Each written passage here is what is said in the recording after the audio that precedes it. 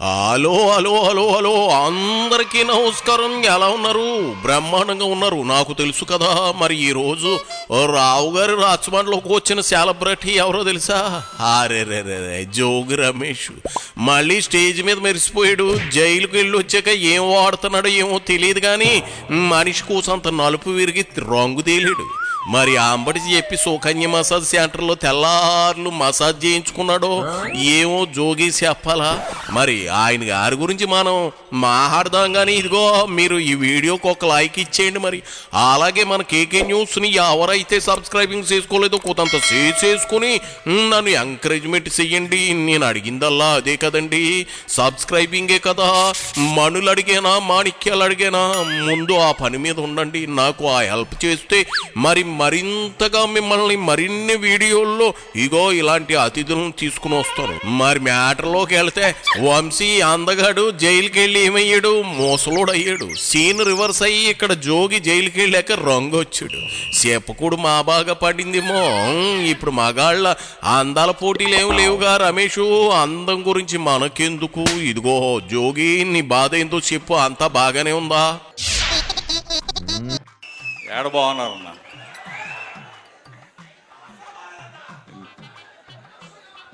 నిగనిగలాడే నూజివేడు చిన్న రసాలు బక్క చిక్కిపోయినాయి. ఏందేంది నిగనిగలాడే చిన్న రసాలు బక్క చిక్కుకుపోయినాయా? నువ్వనే ఎవరిని ఉద్దేశించి రమేశా? కొంపదీసి మీ పార్టీ ఒకప్పుడు భజన చేసిన శ్రీరెడ్డిని కాదు కదా?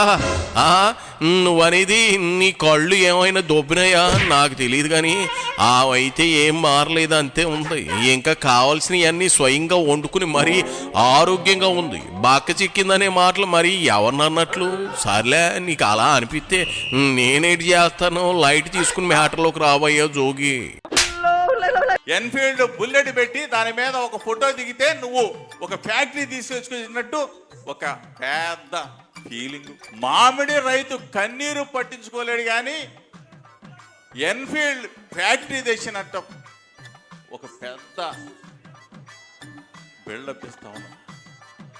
మొక్కజొన్న రైతు కన్నీరు తుడవలేవు కానీ హెలికాప్టర్ ఫ్యాక్టరీ పెడతాడంట. ఎక్కడ పోయి? నిన్నగాక మొన్న పుట్టపర్తి. ఏమయ్యా, దిక్కుమాలిన ప్రభుత్వం, దిక్కుమాలిన వ్యవస్థ. ఈ రోజున రాష్ట్రంలో మనమే కాదు, నూజివీడులోనే కాదు, మైలవరంలోనే కాదు, రాష్ట్రం మొత్తం కూడా రైతులందరూ కూడా అల్లాడిపోతూ ఉంటే ఒక పక్కన ప్యాడీ రైతులు వరి ధాన్యం కొనండియా బాబు అంటే మా పక్కనే మన మైలవరంలో నిన్నగాక మొన్న పెద్ద ధర్నా చేయాల్సిన పరిస్థితి. మాధవరం వస్తా అన్నాడు తిరువూరు ముఖ్యమంత్రి, తెల్లారి వాయిదా వేసుకున్నాడు. అంటే ధాన్యం కొనలేని దిక్కుమాలిన ప్రభుత్వం ఈ చంద్రబాబు నాయుడు ప్రభుత్వం. అబ్బబ్బబ్బా, నీకు ఓసారి చెప్పాను, నా మాట వినలేదు, వెళ్ళి జైల్లో కూర్చుని వచ్చావు. జగన్ మెప్పు కోసం బాబు గారిని తిడితే ప్రయోజనం ఏముంటుంది జోగి? నేను మరోసారి చెబుతున్నా, మళ్ళీ బొక్కలోకి వెళ్ళి సాంబార్ అన్నం తినే రోజు దగ్గరలోనే ఉంది. ఆయన నాకు తెలియక అడుగుతా ఉన్నాను జోగి, ఎన్ఫీల్డ్ బుల్లెట్ కంపెనీ ఒక్క జొన్న రైతుకి ఏమైనా సంబంధం ఉందా? కంపెనీ రాకూడదని మీరు కంకణం కట్టుకున్నా అక్కడ 23 లక్షల కోట్ల పెట్టుబడులు, 20 లక్షల ఉద్యోగాల కల్పన లక్ష్యంగా పెట్టుకున్నారు తండ్రి కొడుకులు. వాళ్ళ స్పీడును నువ్వు ఆపలేవు, ఆపేవాళ్ళు లేరు. అంచేత వేరే ఏదైనా ఎత్తుక్కో. అసలు ఎక్కడికి వెళ్ళిపోతా ఉన్నావు? అదేమంటే అంతకుముందేమో వ్యవసాయం దండగానండి ఈ చంద్రబాబు నాయుడు, ఇప్పుడున్న ఈ మంత్రులేమో ధాన్యం పంట వేయొద్దు, ధాన్యం కొనలేమో అని చెప్పే పరిస్థితికి ఈ దిక్కుమాలిన మంత్రులు వచ్చారు. వ్యవసాయ మంత్రి ఎవరు? అచ్చెన్నాయుడు.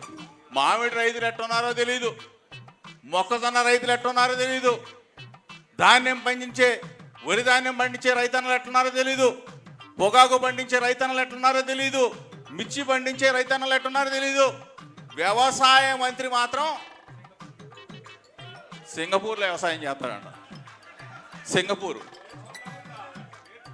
8 మంది మంత్రులంట అక్కడ పోయి అంట నేర్చుకుంటారంట. జోగి జోగి రాసుకుంటే బూడిద రాలుద్దని తెలుసు, కానీ నీకు నువ్వే పెద్ద బస్తాడు బూడిద రాల్చేస్తున్నావుగా.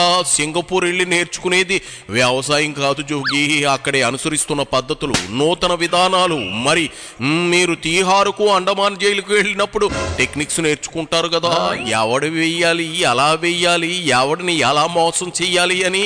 అలాగే ఇది కూడా. కాకపోతే మీ బ్యాచ్ వృత్తి వేరు, వాళ్ళ వృత్తి వేరు, అంతే తేడా. దోచుకోవటం, దాచుకోవటం, పంచుకోవటం.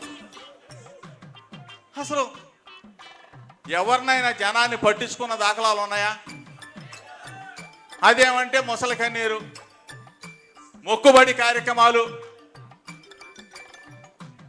నిన్నటిదాకా మొన్నటిదాకా వాళ్ళ అబ్బాయి ఏదో పుస్తకం పట్టుకొని తిరిగాడు. ఏం పుస్తకం అది? Red book. ఏడ పెట్టుకున్నాడు ఇప్పుడు? ఏడ పెట్టుకున్నాడు? ఏమవ్వదు. 2 సంవత్సరాల్లోనే వైఎస్ఆర్ కాంగ్రెస్ పార్టీ మంచి, జగనన్న ప్రభుత్వం చేసిన మంచి ఎక్కడికైనా వెళ్ళిందా? ప్రజల మనసుల్లో నుంచి ఈ రోజున 2 సంవత్సరాల్లోనే జగనన్న ఉంటే బటన్ నొక్కేవాడురా, జగనన్న ఉంటే అమ్మఒడి ఇచ్చేవాడురా, జగనన్న ఉంటే చేతి ఇచ్చేవాడురా, జగనన్న ఉంటే కాపు నేస్తం ఇచ్చేవాడురా, జగనన్న ఉంటే మామిడి పంట కొనేవాడురా. అరే దేవుడు మనిషికి గొప్ప వారం మార్పు. రెడ్ బుక్తో ఏం జరిగిందో అప్పుడే మర్చిపోయావు జోగు. గుర్తు లేదా? లోపల కుమ్మేశారుగా, మీ ఇంట్లో వాళ్ళంతా జైలు చుట్టూ తిరిగారు కదా. చెప్పా కదా, మరోసారి శ్రీకృష్ణ జన్మస్థానానికి నువ్వు చేరతావు, రాసి పెట్టుకో. ఒక్క నిమిషం, నా చిన్ననాటి స్నేహితుడు ఏదో వీడియో పంపాడు, నీకు చూపిస్తా, అట్టాగే ఉండు. నువ్వు వెళ్ళొద్దని చెప్పేసి నాకు నోటీస్ ఇచ్చావా? ఇచ్చావా? నేను వెళ్తుంటే నువ్వు కాళ్ళు పెట్టి నెడతావా? మీరు ఎక్కండి ప్లీజ్. కాళ్ళు పెట్టి తోడతావా? మీరు ఎక్కండి ప్లీజ్. ఎక్కుతాను. నేను భయపెట్టాల్సిన పనిలా. నేను భయపెట్టట్లా. నేను ఒక పౌరుడిగా మాట్లాడుతా ఉన్నా, శాంతియుతంగా మాట్లాడుతా ఉన్నా. నువ్వు మీ